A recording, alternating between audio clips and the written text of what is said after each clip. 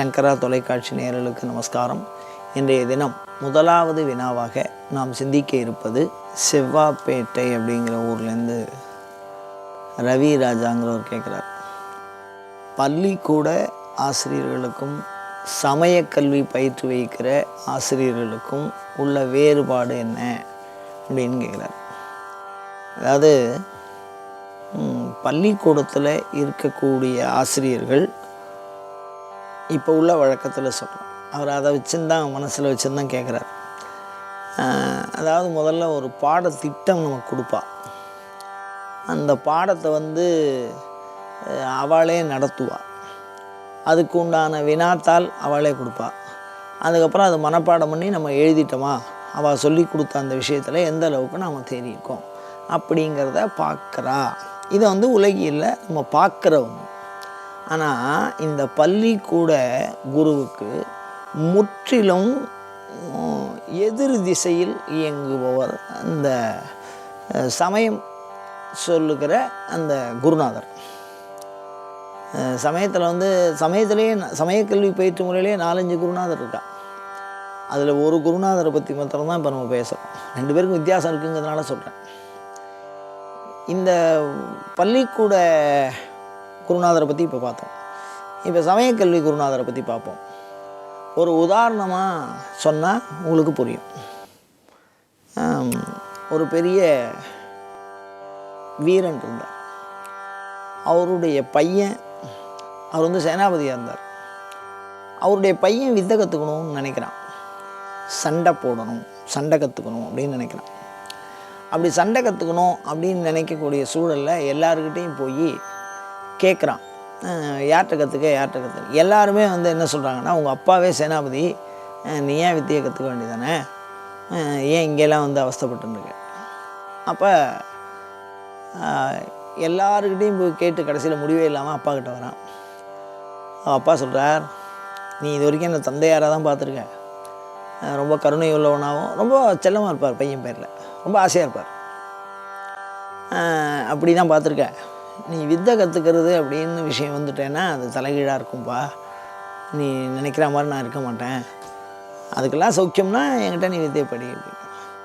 அப்புறம் திருப்பி எங்கேயோ போயிட்டு வேறு வழி இல்லை, அவர்கிட்டே தான் படிக்கணும் அப்படிங்கிற நிலமை வந்தது. 2 பேரும் படிக்க ஆரம்பித்தோம். அப்படி படிக்க வரும்போது என்னாச்சு அப்படின்னு சொன்னால், முதல்ல அந்த வித்தை கற்றுக்கும் போது முதல்ல ஒரு பெரிய மதில் இருந்தது. அந்த மதில் மேலே ஏறி அவனை நெல்லுடான்னார். சரி, அப்பா சொல்கிறாரே முதல்ல வித்தை கற்றுக்குவோம் அப்படின்னு நினச்சிட்டு அது மேலே ஏறி நின்னான்.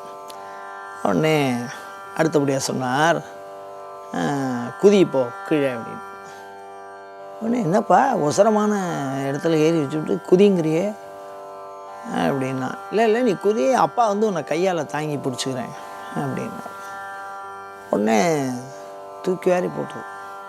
இப்போ என்னாச்சு, குதித்தான், அப்பாவை நம்பி நவுந்துட்டார், கீழே விழுந்துட்டான். என்னப்பா உன்னை நம்பி நான் குதித்தேன், கையை எடுத்து நீ மாட்டுக்கு போயிட்டேன். அவர் இப்போ சொன்னார், யுத்தத்தில் யாரையும் நம்பக்கூடாது, சரியா அப்படின்னா. அடுத்தபடியாக என்ன பண்ணார், காலம்புற ஒரு குச்சை வச்சுட்டு இப்படி அடித்தா இப்படி தடுக்கணும், இப்படி அடித்தா இப்படி தடுக்கணும் அப்படின்னு சொல்லி கொடுத்துருந்தார். இதெல்லாம் தானே நம்ம கற்றுக்கலாம் அப்படின்னு நினச்சிட்டு அவனும் இப்படி தடுத்துக்கிறது பார்த்துருந்தான். திடீர்னு நல்லா தூங்கிட்டு இருந்தான் பையன், அருமையாக தூங்கிட்டு, ராத்திரி 11 மணி அருமையாக தூங்கினான்.